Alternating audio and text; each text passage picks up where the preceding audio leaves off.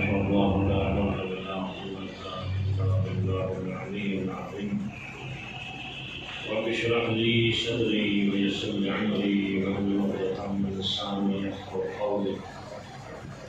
أعوذ بالله السميع العليم من الشيطان اللعين الرجيم. بسم الله الرحمن الرحيم.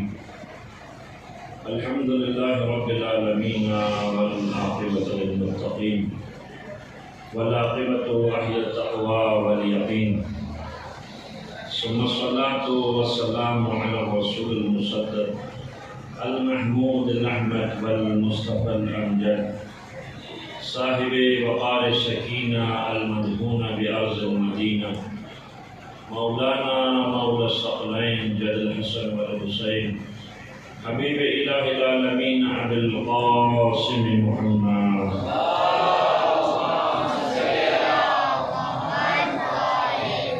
الذين أذهب الله عنهم الرجس وطهرهم تطهيرا.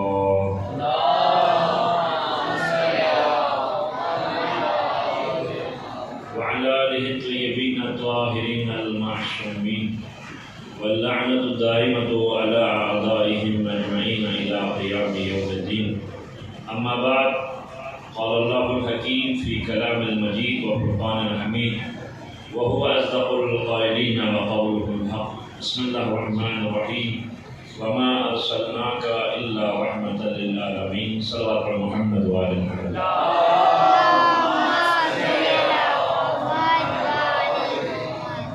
پروردگار عالم نے ہمیں اور آپ کو یہ سعادت بخشی کہ ہم اس بندرگاہ میں ایام عزا میں ذکر ابا عبداللہ الحسین کرنے کے لیے جمع ہوئے. پروردگار آپ تمام کا قدم قدم آنا حسنات و نیکی میں شمار فرمائیں اور روز محشر یہ ہماری اور آپ کی اور بانیان مجالس کی شفاعت کا ذریعہ قرار پائے. صلوات پر محمد وآلہ.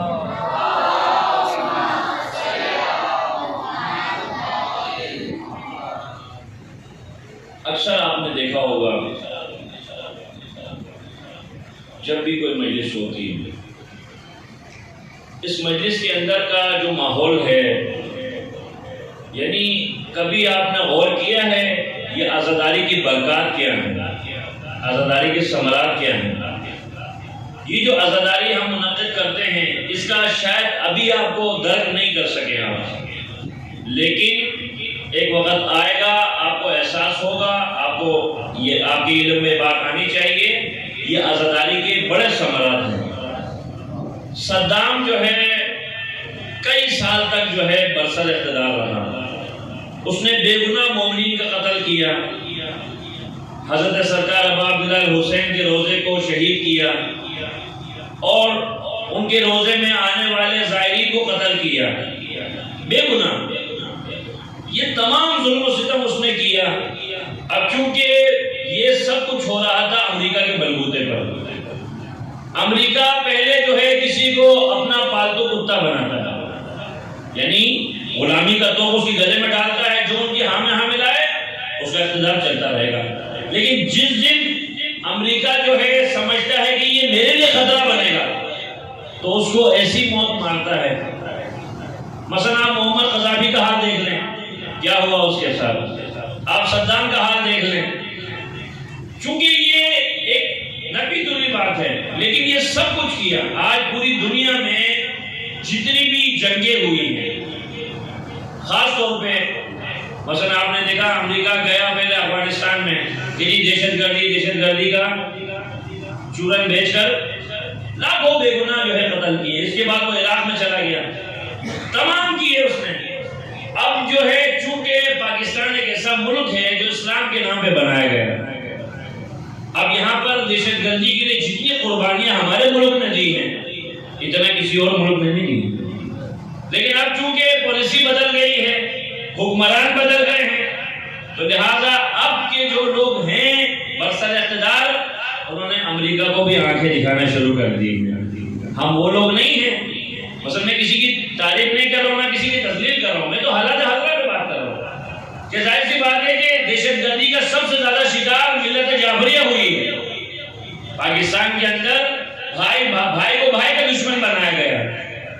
یہ سلیپر سیل جو ہے جو مذہب کے لبادے میں ایجاد کیے گئے، یہ خودکش بمبار کی بنیاد انہوں نے رکھی، اس کے ساتھ ساتھ جو ہے داعش کا جو ہے ایک ایسا لشکر تیار کیا۔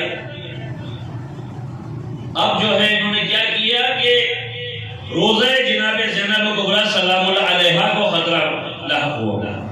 روزہ ابا عبداللہ الحسین کے قریب دہشتگرد جو ہے بم اور گولہ بارود لے کر آ گئے، حرم امیر المومنین جو ہے خطرے میں محسوس ہوا۔ اس وقت جو ہے ہماری ملت کے غیرت مند جوانوں نے یہ جو آج جو ہے دشمن نے ایسا کام کیا ہے کہ کچھ ایسے ہمارے نادان لوگ ہیں جو مراجع اعظام کے خلاف باتیں کرتے ہیں، جو ہمارے مراجع اعظام کو گالیاں دیتے ہیں۔ آج جو ہے میں سوال کرتا ہوں ان لوگوں سے کہ آپ نے دیکھا ہوگا چند سال پہلے جو ہے ایک ماتمی انجمن جو ہے جہاز بھر بھر کے جاتے تھے، کہاں جاتے تھے جی؟ شام جاتے تھے۔ جناب زینب کے روزے میں سینہ زنی کرنے جا رہے ہیں، لیکن جس دن جناب زینب کا روزہ نرغے میں آ گیا، داعش نے کہا ہم جناب زینب کے روزے کو شہید کریں گے، منہدم کریں گے، تو اس دن وہ ماتمی انجمن کوئی نظر نہیں آئی جو جہاز بھر بھر کے جاتے تھے شام میں ماتم کرنے کے لیے۔ اب کیا ماتمی انجمن کا کام صرف ماتم کرنا ہے؟ عزادار جو ہے وفادار ہے، کس سے؟ خدا سے بھی، رسول سے بھی، امام سے بھی۔ تو لہذا جناب زینب کے روزے کے تحفظ کے لیے ہماری قوم کے لوگ نکلے۔ اب انہوں نے کیا کیا؟ ایک ایک انچ کا تحفظ کیا۔ اور یہ داعش جیسی جو لعنت ہے، داعش ایسا مذہب ہے جو اب خوارج ہیں، خوارج یا امیر المومنین کے دور میں بھی تھے، یہ اپنے سوا کسی کو اچھا نہیں سمجھتے، اپنے سوا کسی کو انسان نہیں سمجھتے، اپنے سوا کسی کو مسلمان نہیں سمجھتے۔ تو انہوں نے جو ہے کیا کیا؟ جناب زینب کے روزے کا تحفظ کیا۔ یہ جو قاسم سلیمانی جو ابھی شہید کر دیے گئے، آپ کیا سمجھتے ہیں یہ کون ہیں؟ آج جو لوگ جو ہے شان و شوکت سے جناب زینب کے روزے پہ زیارت کے لیے جا رہے ہیں، سرکار ابا عبداللہ الحسین کے روزے پہ جا رہے ہیں، مولا علی کے روزے پہ جا رہے ہیں، ان تمام روزہات ائمہ کا دفاع کرنے والا جو سپریم کمانڈر ہے وہ کون ہے؟ قاسم سلیمانی ہے۔ ان کی پشت پہ جو ہستی ہے وہ کون ہے؟ ایران کے اندر آیت اللہ خامنائی ہے، عراق کے اندر آیت اللہ سستانی ہے۔ یہ دو بزرگ ہستی ہیں جنہوں نے اگر جو ہے کوارڈینیشن سے کام نہیں کیا ہوتا تو ہم یہاں پہ سینہ پیٹتے رہ جاتے، وہاں پہ ائمہ کا روزہ منہدم ہو جاتا، شہید ہو جاتی۔ تو میں نے کل بھی عرض کیا تھا کہ ہمارا جو کیونکہ ہماری گفتگو جو ہے پیغمبر سے متعلق ہے کہ پیغمبر جو ہے عالمین کے لیے رحمت بنا کے بھیجے گا، یہ تو تمہیدی باتیں میں نے کہی، چونکہ یہ درسگاہ حسین ہے، درسگاہ رسول ہے، یہاں سے جو ہے ہم نے تعلیمات اہل بیت لے کے جانا ہے۔ کوئی بھی مسجد ہو، امام بارگاہ ہو، آپ نے کبھی نہیں سنا ہوگا ہماری کسی مسجد امام بارگاہ سے یہ آواز بلند ہوئی ہو کسی بے گناہ کو قتل کرو۔ اسلام تو کہتا ہے من قتل نفسا بغیر نفس او فسادا فی الارض فکانما قتل الناس جميعا، یعنی بنا عذر شرعی کسی بھی انسان کو قتل کرنا دین اسلام کے نزدیک جو ہے پوری انسانیت کا خون بہانے کے برابر ہے۔ ومن احیا فکانما احیا الناس جميعا، ایک انسان کی جان بچانا دین اسلام کے نزدیک پوری انسانیت کی جان بچانا۔ اب ایک ڈاکٹر ہے، وہ پیشنٹ کا جب آپریشن کرتا ہے یا پیشنٹ کا ٹریٹمنٹ کر رہا ہے، کیا وہ ڈاکٹر کسی سے مسلک پوچھتا ہے؟ ہاں بھائی بتاؤ تم کون سے مسلک سے تعلق رکھتے ہو، کون سے تعلق رکھتے ہو؟ نہیں، تو بھلے وہ کسی بھی عقیدے کا ہو۔ ایک استاد ہے جو کالج میں پڑھا رہا ہے، پروفیسر ہے، لیکچر دے رہا ہے، کیا وہ اپنے اسٹوڈنٹ کو بولے گا پہلے اپنا عقیدہ بتاؤ، کون سے مسلک سے تم تعلق رکھتے ہو، کون سی زبان بولنے والے ہو، کہاں کے رہنے والے ہو؟ نہیں، کبھی بھی استاد جو ہے تو اسی طریقے سے کوئی عالم دین ہے، جب وہ تبلیغ دین کرے گا تو کیا لوگوں سے مسلک ڈھنگا لے گا؟ نہیں۔ آج مثلا ایک غیر مسلم جو ہے آ جائے کسی عالم کے پاس اور کہیں جناب آپ جو ہے مجھے اسلام کی تعلیمات بتائیں، اب ہر مکتب فکر کا آدمی جو ہے اپنی بات کہے گا، یہ ہمارے مکتب فکر کے حساب سے یہ ہے، ہمارے مکتب فکر کے حساب سے یہ ہے، لیکن وہ سوچ میں پڑ جائے گا بھائی میں کون سے مذہب کو اختیار کروں؟ یہاں پہ تو ہر کوئی کہہ رہا میں صحیح ہوں، وہ غلط ہے، ہر آدمی یہی رٹ لگایا ہوا ہے نا، تو لہٰذا وہ کہے گا بھائی میں جو نا اپنے کافر کفر پہ ٹھیک ہوں، تو مسلمان تمہیں وہ اسلام مبارک، میں اپنے کفر پہ ٹھیک ہوں۔ تمام مسائل کا حل جو ہے ہمارے پاس جو ہے وہ کیا ہے؟ سیرت پیغمبر. یعنی جب نجران کے عیسائی پیغمبر کی خدمت میں آئے تھے، وہ عیسائی وہ لوگ تھے، یہودی، آج بھی پوری دنیا میں مسلمانوں کو جو ناقد چہرے چھپائے ہوئے کسی قوم نے، وہ یہودی قوم ہے. بے تحاشا پیسہ ہے ان کے پاس، پوری دنیا کی معیشت کا پیسہ اور دولت جو ہے کس کے پاس ہے؟ ان کے پاس ہے. لیکن اس کے ساتھ ساتھ جو ہے وہ یہ کہتے تھے کہ نعوذ باللہ اللہ کا جو ہے عیسیٰ جو ہے کیا ہے؟ اللہ کے بیٹے ہیں. پیغمبر فرماتے نہیں، اللہ کے بندے ہیں. وہ کہ اس لیے ہم ابن اللہ کہتے ہیں حضرت عیسیٰ کو، کیونکہ وہ بنا باپ کے پیدا ہوئے. تو سرکار نے فرمایا بھائی اگر آپ کے بارے میں آپ کا جو عقیدہ ہے اگر حضرت عیسیٰ کے بارے میں، تو آپ پھر حضرت آدم کے بارے میں کیا خیال ہے؟ حضرت آدم کی تو نہ ماں ہے نہ باپ ہے، تو وہ مانے نہیں. تو اللہ کی طرف سے آیت اتری فَقُلْ تَعَالَوْا نَدْعُوا أَبْنَاءَنَا وَأَبْنَاءَكُمْ وَنِسَاءَنَا وَنِسَاءَكُمْ وَأَنفُسَنَا وَأَنفُسَكُمْ ثُمَّ نَبْتَهِلْ فَنَجْعَلْ لَعْنَةَ اللَّهِ عَلَى الْكَاذِبِينَ. اے حبیب ان سے کہیں تم اپنی عورتوں کو لاؤ، اپنی عورتوں کو لائیں، تم اپنے مردوں کو لاؤ، اپنے مردوں کو لائیں، تم اپنے بچوں کو لاؤ، اپنے بچوں کو لائیں. میدان میں مباہلہ کرتے ہیں، جو جھوٹا ہوگا اس کو خدا کی لعنت ہوگی. اب جو ہے عیسائیوں نے، اب چونکہ پیغمبر کی روش تھی جب میں پیغمبر کے ساتھ یہ دستور تھا کہ ہر کوئی جاتا تھا، جس کو تلوار چلانے نہ بھی آتی ہو وہ پیغمبر کے ساتھ جاتا تھا. اچھا کچھ اس وجہ سے جاتے تھے پیغمبر کے ساتھ چونکہ بھائی مال غنیمت میں کچھ ملتا تھا، کچھ اس وجہ سے پیغمبر کے ساتھ جاتے تھے کہ چلو بھائی ہم بھی جو ہے تھوڑا سا دیکھ کے آ جائے میدان جنگ. لیکن اس کے ساتھ ساتھ صلوات پر محمد والا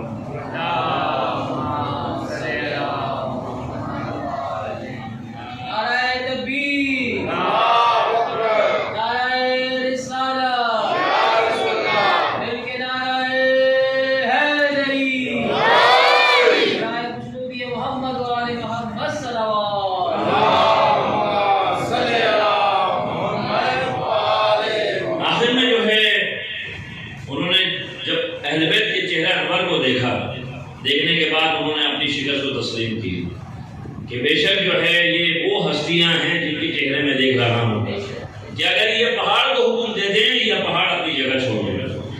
آج ہمارے معاشرے کے اندر جو ہے ہمیں جو سب سے زیادہ ضرورت ہے جس چیز کی وہ کیا ہے؟ سیرت پیغمبر کو سمجھنا. مثلا آپ دیکھا ہوگا آپ نے بہت سے صاحبان کو، ہمارے بہت سے مسلمان بھائی، کوئی سفید پگڑی پہنا ہوا ہے، کوئی ہری پگڑی پہنا ہوا ہے، کوئی کالی پگڑی پہنا ہوا ہے، کوئی گلابی پگڑی پہنا ہوا ہے. مگر ہر کسی کا اپنا اپنا عقیدہ ہے جی. اب ان سے پوچھے بھائی آپ یہ کیوں کرتے ہیں؟ اس لیے بھائی پیغمبر نے کام کیا ہے. ہر آدمی یہی کہہ رہا ہے جو میں کر رہا ہوں وہی کیا پیغمبر نے کیا. لیکن پیغمبر کی سیرت کیا ہے؟ پیغمبر جب بھی مدینے سے جا رہے ہیں تب بھی، جب مدینے میں آ رہے ہیں تب بھی سب سے پہلے در سیدہ پہ جا کے سلام کرتے ہیں، السلام علیکم یا اہل بیت النبوہ. یہ سرکار کی روش ہے. اس کے ساتھ ساتھ جو ہے جہاں پہ خدا نے مردوں کی ہدایت کے لیے 1,24,000 انبیاء بھیجے، تو وہاں خواتین کی ہدایت کے لیے بھی خدا نے خاتون جنت حضرت فاطمہ زہرا سلام اللہ علیہا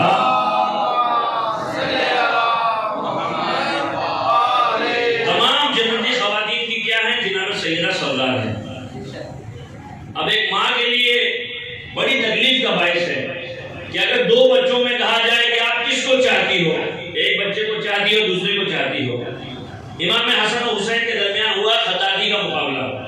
خط کہ اماں بتائیں میری خط اچھی ہے یا بھائی حسن کی؟ تو جناب سیدہ کے گلے میں گلوبر ہے جس کے اندر 5 موتی کے دانے ہیں. کہا میں اپنا گلوبر توڑتی ہوں اور یہ دانے زمین پہ بکھیر رہی ہوں، تم دونوں میں سے جس نے دانے زیادہ اٹھا لیے اس کی تحریر اچھی. 2 دانے حسن نے اٹھائے، 2 دانے حسین نے اٹھائے. ایک دانے پر جو ہے دونوں شہزادوں کی نظر ہے. حسین اس لیے آگے نہیں بڑھتے کہ حسن مشتبہ ہاتھ نہ بڑھائیں، حسن اس لیے ہاتھ نہیں بڑھاتے کہ حسین جو ہے آگے نہ بڑھیں. یعنی ایک دوسرے کا کتنا احترام ہے. دونوں بھائی ہیں، حسین چھوٹے ہیں، حسن بڑا ہے، لیکن ایک دوسرے کے احترام میں وہ دانا نہیں اٹھایا. پروردگار اعلیٰ نے جبریل سے کہا جا زمین پہ جا، اس دانے کے 2 ٹکڑے کر دے، ایک دانا حسن اٹھائے، ایک دانا حسین اٹھائے. صلوات پر محمد والا.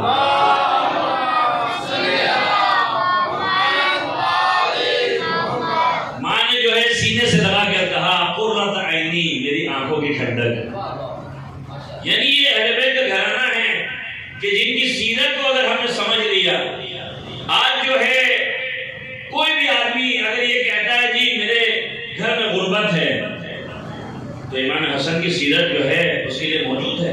اپنے گھر میں امام حسن مجتبیٰ کا نظر جو ہے سجائے. دسترخوان امام حسن مجتبیٰ کا, دسترخوان امام حسن مجتبیٰ کا بچھا ہوا ہے ہر وقت. اور ایسا دسترخوان کہتے ہیں کہ لکھنے والے نے خط لکھا, اتنی سخاوت نہ کرو علی کے بیٹے. امام حسن مجتبیٰ کو خط لکھا, اتنی سخاوت نہ کرو, تمہارے مشکل وقت میں کام آ جائے گے. امام بھی اس کے سوال کا جواب اسی کے الفاظ میں دیا. امام فرماتے ہیں مجھے بھی کوئی دینے والا ہے, اگر میں دینا بند کر دوں ہو سکتا ہے خدا بھی اپنی روش کو تبدیل کر دے. وہ کہتے ہیں کہ ہاں بھائی علی کے بیٹے کی سخاوت مشہور ہے تو لہٰذا ہم ایسا کرتے ہیں علی کے بیٹے کو دربار میں بلاتے ہیں اور کافی مال و زر جو ہے دیں گے تو ہماری بھی سخاوت مشہور ہو جائے گی. تو کہتے ہیں موچی نے جب سنا نا امام حسن مجتبیٰ دربار تشریف لانے والے ہیں, وہ سورہ قدر پڑھ کے جوتے میں جو ہے ٹانکے لگا رہا ہے. امام حسن مجتبیٰ کے لیے جوتیاں بنا رہا ہے. غریب سا مفلس سا مومن ہے. اور وہ جب امام حسن مجتبیٰ تشریف لائے تو اس نے جو ہے بڑا سا تشت جو ہے جس کے اندر مال و زر بھرا ہوا تھا, جس کے اوپر کپڑا ڈھکا ہوا ہے, تو کہتے ہیں جیسی اس نے امام کی خدمت میں جوتیاں پیش کی, امام نے وہ تشت اٹھا کر اس مومن کو دے دیا. وہ چلا کے کہنے لگا ارے علی کے بیٹے دیکھ تو لیتے اس کپڑے کے نیچے جو تشت ہے اس کے اندر کتنا مال ہے. کہا جس مال میں تو فخر کرتا ہے علی کے بیٹے ان کو دیتے ہیں جو ہماری جوتیاں سیدھی کرتے ہیں.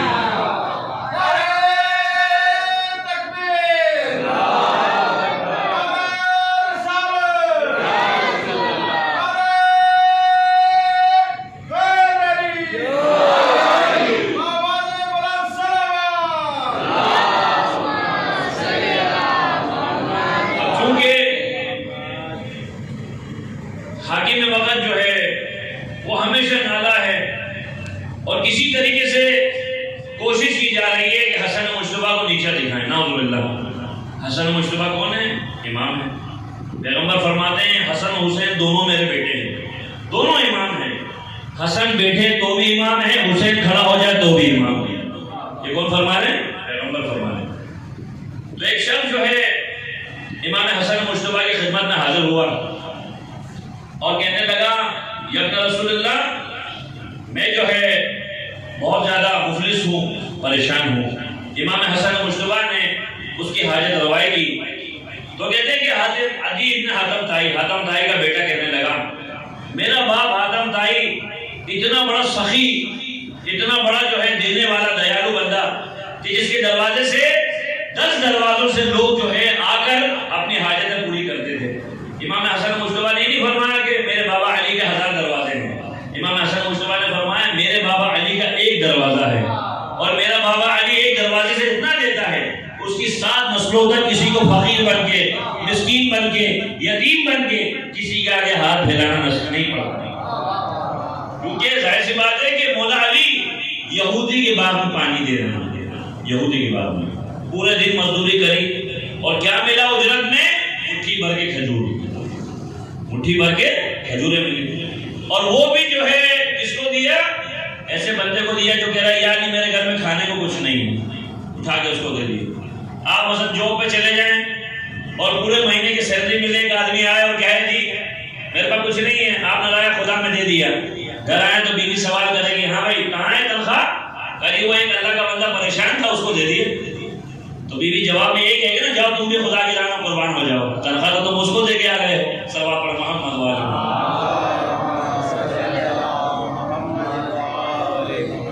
اس وقت جو ہے آپ دیکھیں کہ وقت کے ساتھ ساتھ جو ہے لوگوں کی سوچ بھی تبدیل ہو رہی ہے. پہلے جو ہے یہ زہر کے ٹیکے لگائے جاتے تھے کہ بھائی یہ مجلسوں میں نہیں جانا, یہ جو ہے نظر و نیاز نہیں کھانا. حالانکہ قیام پاکستان سے قبل جو ہے سب مل جل کر رہتے تھے, پتہ نہیں چلتا تھا. یعنی ان کے مرنے کے بعد پتہ چلتا تھا تدفین کے موقع پر یہ کون سے عقیدے سے تعلق رکھتا ہے. سب ایک دوسرے کے ساتھ اٹھتے بیٹھتے تھے, اتفاق سے, اتحاد سے, امن سے, سکون سے. کوئی جھگڑا نہیں، کوئی فساد نہیں، کیونکہ ظاہر سی بات ہے لا اکراہ فی الدین، دین میں کوئی جبر نہیں ہے۔ آج جو ہے اگر تبلیغ کرنی ہے، مثلا میں بھی مسجد میں اگر نماز پڑھاتا ہوں، پیش نماز ہوں، کسی بھی عالم دین نے تبلیغ کرنی ہے تو اس کو روش پیغمبر اختیار کرنی پڑے گی۔ لقد کان لکم فی رسول اللہ اسوۃ حسنہ، اس وقت تک جو ہے ہماری بات آگے نہیں پہنچ سکے گی، لوگوں کے دلوں میں نہیں اترے گی جب تک ہم روش پیغمبر کو اختیار نہیں کریں گے۔ پیغمبر کی روش کیا ہے؟ حسن اخلاق۔ اب یہ ضروری نہیں ہے کوئی اگر مجھے لفافہ دے تو میں اس سے سیدھے منہ بات کروں، اگر کوئی لفافہ نہ دے تو اس سے میں سیدھے منہ بات نہ کروں، ایسی بات نہیں۔ پیغمبر جو ہے کی روش ایسی ہے کہ بڑے بڑے سرکش، بڑے بڑے جو ہے یعنی ظالم و جابر قسم کے لوگ پیغمبر کی خدمت میں آتے تھے اور ان کا ارادہ ہوتا تھا بدسلوکی کرنے کا، توہین کرنے کا، لیکن جب وہ پیغمبر کی سیرت کو دیکھتے تھے، پیغمبر کے اخلاق کو دیکھتے تھے، ایک آدمی تلوار لے کے آیا اور کہنے لگا اے محمد بتا تجھے میرے سے کون بچائے گا؟ تو پیغمبر نے سب سے پہلے اس شخص کو سلام کیا اور کہا مجھے وہ بچائے گا جس تیرے کو بھی جو بچانے والا ہے۔ ہاتھ لڑکھڑا گئے، تلوار گر گئی اور کہا محمد تو نے کیا کہا ہے؟ ایسا کر مجھے کلمہ پڑھا دے۔ ایک شخص آیا، ہر قسم کے گناہ کرتا ہے، ہر قسم کے فعل حرام وہ کرتا ہے، پیغمبر کے پاس آ کے کہتا ہے بڑی شہرت سنی ہے تمہاری، بتاؤ ایک کام میں ایسا بتاؤ کہ جو میں چھوڑ سکتا ہوں، سارے گناہ نہیں چھوڑوں گا، ایک گناہ تمہارے کہنے پہ چھوڑ دوں گا۔ سرکار نے فرمایا جھوٹ نہیں بولنا۔ صبح گیا ہے بس میں پیغمبر سے اور شام ہو گئی ہے، تھک ہار کے آ گیا، کہا محمد مجھے کیا سکھایا تم نے؟ صبح جب میں تمہاری بزم سے گیا ہوں تو آپ نے فرمایا کہ یہ جھوٹ نہیں بولنا، آج نہ میں نے شراب پی، نہ میں نے کسی کو قتل کیا، نہ کہیں چوری کی، نہ کسی کے ساتھ جھگڑا کیا، تھک ہار گیا ہوں، کیا کروں؟ پیغمبر نے فرمایا اسلام کی آغوش میں آ جاؤ۔ کہا میرے اتنے گناہ ہیں، کیا تیرا خدا مجھے معاف کرے گا؟ فرمایا کہ سمندر کی جھاگ سے بڑھ کر بھی تیرے گناہ ہو، میرا خدا چاہے تجھے معاف کرے گا۔ یعنی آپ دیکھیں کیا ہے پیغمبر۔ استاد جو ہے اگر خوش اخلاق ہو تو شاگرد کبھی بھی جو ہے سرکش نہیں ہو سکتا۔ تو محلے میں اخلاق کون ہے؟ پیغمبر۔ اچھا یہ وہ پیغمبر ہیں کہ جو جناب خدیجہ سے جب عقد ہوا، کیونکہ ظاہر سی بات ہم سنتے ہیں نا جناب خدیجہ کا مال جو ہے اسلام کی بنیاد میں لگا ہے۔ اب جناب خدیجہ بھی کون؟ عرب کی سب سے مالدار خاتون، پورے کا پورا سرمایہ اسلام کی بنیاد میں لگایا ہے۔ جس وقت مسلمانوں کی تعداد 80 تھی، جناب خدیجہ اعلان کرتی ہے کل جو میرے شوہر محمد مصطفیٰ کے ہاتھوں پر کلمہ پڑھ کر ایمان لائے گا، میں خدیجہ زوجہ محمد وعدہ کرتی ہوں میں اس کے قرضے کو معاف کر دوں گی۔ اعلان ہونے سے پہلے مسلمانوں کی تعداد 80 ہے، اعلان ہونے کے بعد کلمہ پڑھنے والوں کی تعداد 80,000 تھی۔ اگر ایک لاکھ بھی قرضہ ہو تو سوچے کتنی بڑی دولت تھی جو اسلام کی بنیاد میں جناب خدیجہ نے خرچ کی۔ لیکن کبھی بھی زبان سے اف تک نہیں کہا۔ اگر کسی کو شہنشاہیت سے رہنے کی عادت ہو، اچانک اس کے اوپر غربت آ جائے تو کیا حال ہوتا ہے؟ شعیب ابی طالب میں جب محاصرہ تھا، درختوں کے پتے تک کھانے پڑے، جناب خدیجہ نے نہیں فرمایا کہ بھائی میں تم سے شادی ہو کر اس مصیبت میں پڑ گئی ہوں، نہیں، کیونکہ جانتے ہیں یہ خدا کی راہ میں خرچ کیا ہوا۔ مگر پیغمبر نے بھی پوری زندگی جب تک خدیجہ جو ہے حیات رہی ہیں کسی دوسری خاتون سے آپ نے عقد نہیں فرمایا۔ یعنی سیرت پیغمبر ایک ایسا چیپٹر ہے جس کو ہم پڑھیں گے تو ہمیں اسلام کی عملی تصویر نظر آئے گی۔ آج جو لوگ جو ہے پیغمبر کی سیرت کا دعویٰ تو کرتے ہیں مگر پیغمبر کی سیرت پہ عمل نہیں کرتے یا اس پہ تدبر نہیں کرتے، تفکر نہیں کرتے۔ پیغمبر وہ ہستی ہیں کہ جب جو ہے اسلام کا غلبہ ہو گیا، یعنی اسلام جو ہے پوری آب و تاب کے ساتھ شان و شوکت کے ساتھ عروج پا گیا، وہ اسلام کی جس کی تبلیغ کرتے ہوئے بلال جیسا صحابی جو کہ غلام تھے، جب انہوں نے کلمہ پڑھا ان کو اذیتیں دی گئی، ان کو مارا گیا، تشدد کیا گیا، یہ سب کچھ ہوا اور یہاں تک کہ اسلام کا پہلا شہید حضرت عمار یاسر ہے، عمار یاسر کی والدہ ہے۔ یہ وہ لوگ ہیں جنہوں نے اوائل اسلام میں بہت سختیاں برداشت کی، یہ سب کچھ ہوا، لیکن پیغمبر نے ایسی روش اختیار کری۔ آپ نے فرمایا جب فتح مکہ ہو گیا اس وقت جو ہے سرکار نے اعلان کیا کہ آج اگر کوئی ابو سفیان کے گھر جائے اس کے لیے امان ہے، آج اگر جو بیت اللہ میں چلے جائے اس کے لیے امان ہے۔ لوگ کہتے تھے آج بدلہ لینے کا دن ہے، پیغمبر فرماتے تھے آج معاف کرنے کا دن ہے۔ یہاں پہ کیا ہوتا ہے کہ جو سیاسی پارٹیاں ہوتی ہیں جب وہ حزب مخالف ہوتی ہیں، اقتدار میں آتی ہیں، وہ کیا کرتی ہیں؟ سامنے والے کو دباتی ہیں۔ تو ظاہر سی بات ہے بدلہ لیں گے بھائی فلاں نے ہمارے پہ ظلم کیا، ہم یہ کریں گے۔ لیکن پیغمبر پورے کا پورا اسلام پھیل گیا، مکے میں بھی مدینے میں بھی، مگر آپ نے نہیں فرمایا جاؤ فلاں نے جو ہے، یہاں تک کہ ان لوگوں نے کہ جو اپنی بیٹوں کو، اپنے بھائیوں کو، رشتہ داروں کو بھیجتے تھے پیغمبر کے لیے، پیغمبر کے راستے میں پورا کرکٹ ڈالتے تھے، یہ تمام وصیتیں پیغمبر کو دی گئی، لیکن اس کے باوجود پیغمبر نے کبھی بھی بدلہ لینے کی بات نہیں کی۔ تو سب سے بڑا جو انتقام ہے وہ کیا ہے؟ معاف کرنا۔ معاف کرنا ایسا انتقام ہے کہ ساری زندگی جو ہے جب وہ اپنے آپ میں دیکھے گا تو اپنے آپ میں شرم محسوس کرے گا، میرا کردار کیا ہے اور سامنے والے کا کردار کیا ہے۔ تو یہ آل محمد کے گھرانے کی روش ہے، سوال پر محمد والے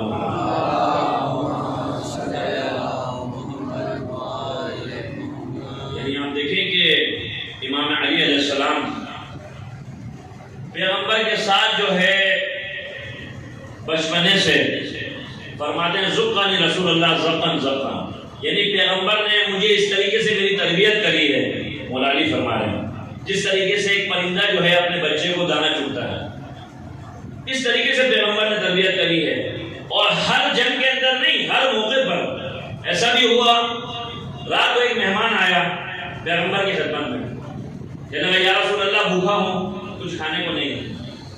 کہا یا علی اس کو لے جاؤ اپنے گھر میں، اس کی مہمانی کرو، مہمان نوازی کرو۔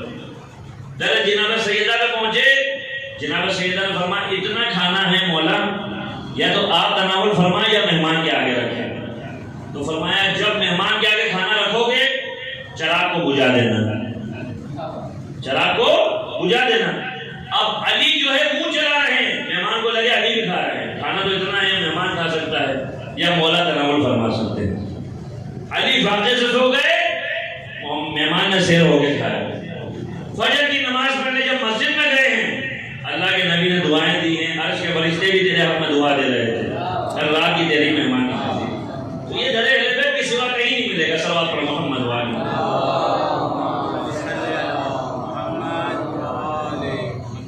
یعنی حسن و حسین ہو گئے بیمار، قرآن کا ہی واقعہ، نص قرآنی ہے، سورۃ دہر وَيُطْعِمُونَ الطَّعَامَ عَلَىٰ حُبِّهِ مِسْكِینًا وَیتیمًا وَاسِیرًا۔ امام حسن و حسین بیمار ہو گئے، جناب سیدہ نے منت مانی کہ میرے بچے سے احتیاط ہو جائیں، بیٹے دونوں، تو ہم 3 روزہ جو ہے خدا کے راہ میں رکھیں، خدا کے خوشنودی کے لیے منت مانی۔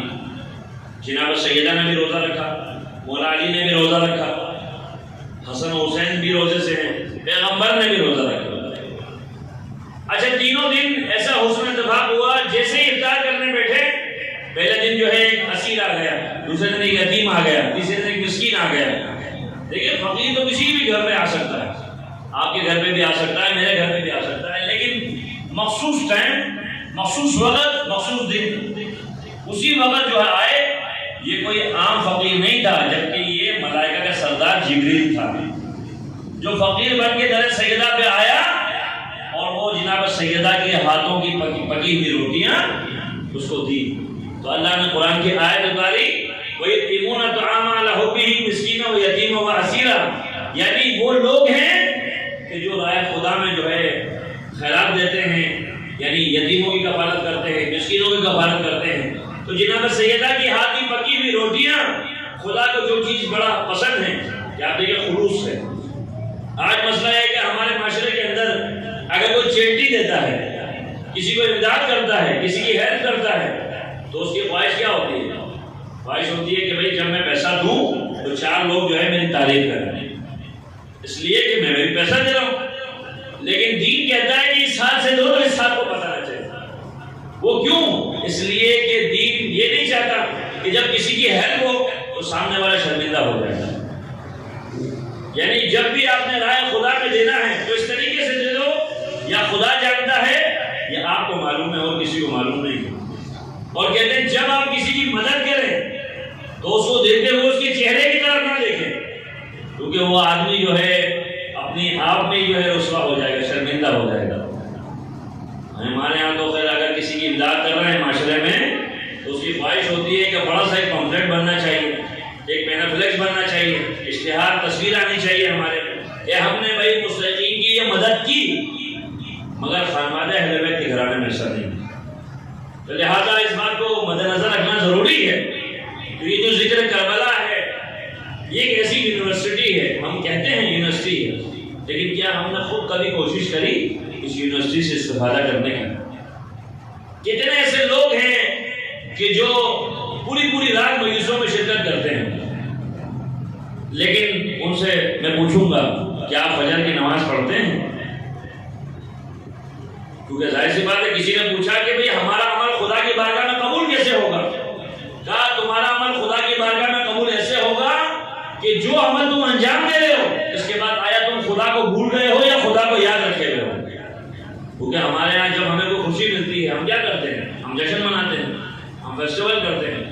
لیکن جب ہم پہ کوئی مصیبت آتی ہے تو پھر ہم واویلا کرنا شروع کر دیتے ہیں. بعض اوقات جو ہے امتحان بھی ہے خدا کی طرف سے. بعض اوقات انسان کی, چونکہ قرآن کی آیت کا مفہوم ہے کہ جو بھی جو ہے انسان کے ساتھ ہوتا ہے یہ انسان کا اپنا عمل ہے. ظاہر سی بات ہے پہلے گھرانوں میں پہلے جو ہے تربیت کا ماحول ایسا تھا کہ بچوں کو بھی سکھایا جاتا تھا. آج ہمارے گھروں کے اندر مسلمان معاشرے کی بات کر رہا ہوں, میں کسی فرد واحد کی بات نہیں کر رہا ہوں. معذرت کے ساتھ مسلمان گھرانوں میں قرآن جو ہے مظلوم ہے. قرآن کس وقت پڑھا جا رہا ہے؟ صرف ماہ رمضان المبارک میں. کس وقت پڑھا جا رہا ہے؟ کسی مرحوم کے انتقال میں. کہاں پڑھا جا رہا ہے؟ کسی جنازے میں, کسی کے سویب میں یا کسی کی چالیسویں میں. اس کے علاوہ ہمارے گھروں میں قرآن کی تلاوت نہیں ہوتی ہے مسلمان معاشرے میں. افسوس کا مقام ہے. قرآن وہ کتاب ہے, حضرت علی علیہ السلام فرماتے ہیں اگر میرے گھوڑے کا کوڑا بھی کھو جائے تو میں اس سے قرآن سے جو ہے اس کو ڈھونڈوں گا. ایک جو ہے پادری نے دیکھا, ایک مسلمان جو ہے مسلمان مولانا نے دیکھا کہ بھائی ایک پادری صاحب کے ہاتھ میں قرآن ہے, ان کو 11,000 وولٹ کا جھٹکا لگا. ارے بھائی جن کے چاچے مامے ہمیں قرآن تمہارے پاس ہے. تو وہ پادری کہتے ہیں کہ مولانا صاحب تم لوگوں نے قرآن کو صرف مردوں کو بخشوانے کے لیے اور تعویذ اور دم درود کے لیے رکھا ہوا ہے, لیکن ہم اسی قرآن سے ہم چاند تک پہنچ گئے ہیں. آج میڈیکل سائنس میں جو کچھ بھی ہے ان تمام کی جو ہے نشانیاں قرآن کے اندر بتائی گئی ہیں. آج اسلام کو شاید کوئی مولوی ثابت نہیں کر رہا, شاید کوئی عالم ثابت نہ کر سکے, لیکن آج میڈیکل سائنس جو ہے اسلام کو ثابت کر رہا ہے. مولا علیہ السلام جب ممبر سلونی میں بیٹھے ہوئے ہیں, کوفے کا ممبر ہے, اور مولا جو ہے فرما رہے ہیں اے لوگو اگر میں تم لوگ چاہوں تو میں پانی سے جو ہے دنیا کو روشن کر سکتا ہوں. لوگ کہنے لگے پتہ نہیں علی کہاں دور کی کوڑی لے کے آئے ہیں, ایسی باتیں کر رہے ہیں, ہماری عقل تسلیم نہیں کرتی. مگر آج سائنسدانوں نے اسی پانی سے بجلی پیدا کر کے بتا دی. مولا نے فرمایا میں چاہوں تو ایک لوہے کے ٹکڑے میں تمہیں بٹھاؤں اور تم ہوا میں جو ہے گھومتے پھرو گے. لوگ کہنے لگے پتہ نہیں علی کیا بول رہے ہیں. آج سائنسدانوں نے ایئرپلین بنا کے بتا دیا, کہا میں مغناطیس سے لوہے کو جوڑ کر جو ہے ہزاروں میل کا فاصلہ تم لوگ طے کرو گے. یہ ٹرین آپ کے لیے بنا دی سائنسدانوں نے. تو یہ تمام کی تمام چیزیں مثلا نعوذ باللہ کبھی غور کریے گا, غور کیجئے گا کہ نعوذ باللہ یہ جو غیر مسلم جتنی بھی ترقی کر رہے ہیں کیا خدا کا ہاتھ ان کے سروں کے اوپر ہے؟ ہمارے سروں کے اوپر نہیں ہے. ایسی بات نہیں ہے, چونکہ ہمارے پاس سب کچھ ہے, مگر جو چیز ہمارے پاس نہیں ہے مسلمان معاشرے میں عمل نہیں ہے. ہمیں ایک دوسرے کو کافر اور مسلمان کہنے کے سوا ہمیں نہیں آتا کچھ مسلمان معاشرے میں. ہندوستان کے اندر ایک مندر ہے, بہت بڑا مندر ہے, اس مندر کے زیر توسط یعنی اس کے زیر سایہ 50 کے قریب جو ہے کالج, یونیورسٹیز اور فرائی ادارے کام کر رہے ہیں. ہم لوگ لے دے کے ایک مسجد بناتے ہیں, وہ بھی ہم اپنے چندوں سے, ہمارا پورا نہیں ہوتا, ہمارے اخراجات پورے نہیں ہوتے, علمیہ ہے نا بہت بڑا. یعنی وہ ہندو ایک مندر ہے ہندوؤں کا، اس ہندو مندر سے جو چیریٹی آ رہی ہے، چندہ آ رہا ہے، اس چندے سے جو ہے وہ اپنا تبلیغ بھی کر رہے ہیں. وہ 50 کے قریب انہوں نے کالج یونیورسٹیز بھی بنائی ہے، اسی چندے سے انہوں نے جو ہے فلاحی ادارے بھی بنائے ہیں، اسپتال بھی بنائے ہیں. تو مجھے بتائیے کہ ترقی کون کر رہا ہے؟ ہم کر رہے ہیں، وہ کر رہے ہیں. تو کہنے کا مقصد یہ ہے کہ ذرا سوچیں کہ تعلیمات اہل بیت صرف یہی ہے کہ ہمارا ذکر کرو اور ان کی فضائل سنو، خوش ہو جاؤ، ماتم کرو، تبرک تقسیم کرو، گھروں کو چلے جاؤ، ذمہ داری ختم ہے. مولا علی علیہ السلام جو ہے کہ پاس کچھ لوگ آئے اور آگے کہنے لگے مولا بڑا افسوس ہے ہمیں، آپ اقتدار پہ نہیں ہیں، یہ گدی آپ کو نہیں ملی تھی، تو ہم ایسا کرتے ہیں کہ اپنے سروں پہ ہم کفن باندھ کے آئے مولا، اس کو منبر سے اتاریں گے، آپ کو بٹھائیں گے. مولانا نے فرمایا مجھے اقتدار کا لالچ نہیں ہے. لیکن جب زیادہ اصرار کرنے لگے تو مولانا نے فرمایا ایسا کرو اپنے گھروں کو چلے جاؤ. کہیں جب تم میرے پاس آؤ گے تو سب کے سب اپنے سروں کو منڈوا کے آ جانا، گنجے ہو کے آ جانا میرے پاس. چلے گئے مولا کے پاس سے. دوسرے دن جب مولا کی خدمت میں پہنچے تو دیکھا ہر کسی نے سروں پہ کپڑا باندھا ہوا ہے. کہا تم وہی لوگ نہیں ہو جو کل میرے کو اقتدار پہ بٹھا رہے تھے، کرسی پہ بٹھا رہے تھے؟ کہا مولا وہی. کہا میں نے نہیں کہا تھا کہ اپنے سر کو منڈوا کے آ جانا. کہا مولا ہم جب گھر میں گئے بیویوں نے کہا اگر منڈواؤ گے سر تو عجیب لگو گے. کہا حیرت کی بات نہیں ہے، جس کو مولا مانتے ہیں اس کے لیے بال تو قربان کر دیے اور جان کیا قربان کرو گے. تو ہمیں بھی عزیزان محترم اپنے ضمیر کو جھنجھوڑنا چاہیے. ہم کیا کر رہے ہیں؟ کیا روز محشر ائمہ اہل بیت ہم سے سوال نہیں کریں گے؟ پوچھیں گے نہیں کہ بھائی تم میرا شیعہ تھا، تم میرا ماننے والا تھا، مجھ سے محبت رکھنے والا تھا، مجھے چاہتا تھا، مگر تم نے کیا عمل انجام دیا؟ تو اس بات کو سمجھنے کی ضرورت ہے. اور کربلا میں دو طرح کے لوگ تھے. ایک طرف دونوں طرف مسلمان تھے، دونوں طرف کلمہ پڑھنے والے تھے، دونوں طرف نماز پڑھنے والے تھے، مگر ایک طرف جو ہے محبت اہل بیت رکھتے تھے اور ایک طرف بغض اہل بیت رکھتے تھے. آج محرم کی 2 تاریخ ہے. اس 2 تاریخوں کے دن امام حسین کربلا میں وارد ہوئے. تاریخ ثابت کرتی ہے امام حسین نے کئی گھوڑے تبدیل کیے، گھوڑا آگے نہیں بڑھا. امام نے دوسرا گھوڑا تبدیل کیا. اس کے بعد جو ہے امام نے گھوڑے سے نیچے اترے، زمین کربلا سے خاک اٹھائی اور اس کو سونگا اور فرمایا اِنَّ لِلَّهِ وَإِنَّا إِلَيْهِ رَاجِعُونَ. ارباب مقادیر کہتے ہیں کہ ایک شخص کو بلایا اور پوچھا اس زمین کا نام کیا ہے؟ اس شخص نے جواب دیا مولا اس کو ماریا کہتے ہیں. کہا اور کوئی نام؟ کہا اس کو شد الفرات کہتے ہیں. اور پوچھا اور کوئی نام؟ کہا مولا بتاتا میں نہیں چاہتا تھا، مگر آپ اصرار فرما رہے ہیں تو بتاتا ہوں، اس کو کربلا کہتے ہیں. کہا عباس یہیں پہ خیمے لگا دو. اور کہا بیٹا اکبر دیکھو فلاں مقام پر جو ہے سامنے جو ہے تمہاری شہادت ہوگی، عباس تم وہاں پہ جو ہے تمہارے بازو شہید ہوں گے. ایک ایک شہید کو جو ہے امام حسین جو ہے کربلا کا میدان دکھا رہے ہیں. جناب زینب فرماتی ہے بھیا مجھے یہاں خون کی جو ہے بو آ رہی ہے. کہا بہن زینب یہی وہ مقتل گاہ ہے جہاں پہ ہم شہید کیے جائیں گے. کربلا کا میدان ہے جہاں پر جو ہے اصحاب باوفا ہیں، انصار امام حسین ہیں.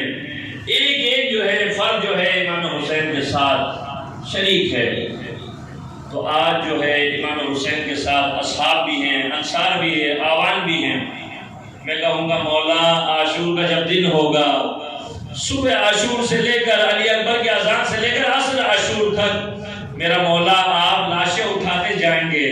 کبھی اپنے اصحاب کی لاشیں اٹھائیں گے، کبھی اپنے انصار کی لاشیں اٹھائیں گے، کبھی اپنے بھتیجوں کی لاشیں اٹھائیں گے، کبھی اپنے بھانجوں کی لاشیں اٹھائیں گے.